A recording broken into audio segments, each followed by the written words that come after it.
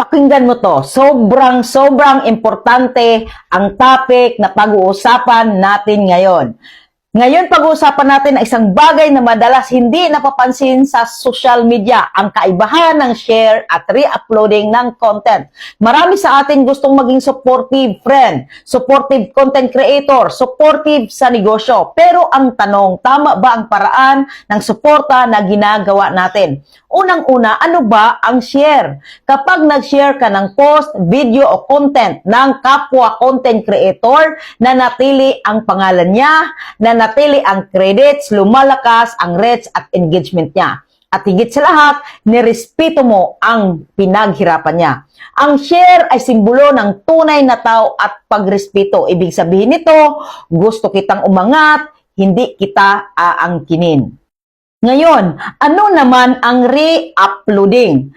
Re-uploading is kapag kinuha mo ang content ng iba, tapos ina-upload mo ulit na parang ikaw ang gumawa. Walang paalam, walang credits, walang tag. Minsan sasabihin pa, pare-pareho lang naman tayo ng content. Pero hindi po ganun yun.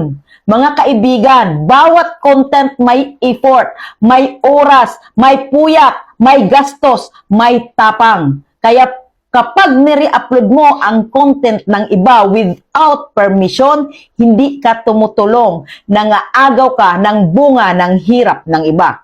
Ngayon tanong ko sa'yo, kung maayos ka talaga, bakit mo kailangang angkinin ang gawa ng iba? Kung maayos ka talaga, bakit hindi mo siya tulungan na makilala sa pamamagitan ng pag-share ng content niya?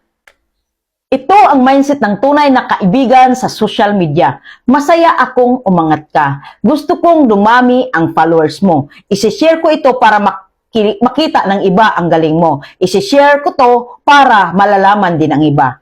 Hindi kukunin ko to para dumami views ko. Importanteng paalala sa mga content creators. Kung may nagustuhan kang content ng iba, pakishare mo lang. Pakitag.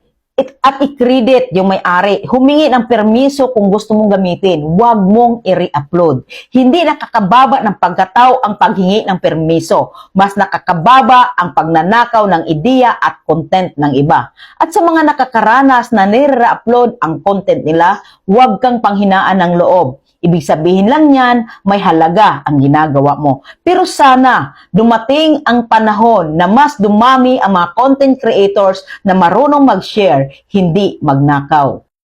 Sa mundong puno ng content creators, ang tunay na content creators ay hindi kompetisyon, kundi katuwang sa pag-angat. Share, don't steal.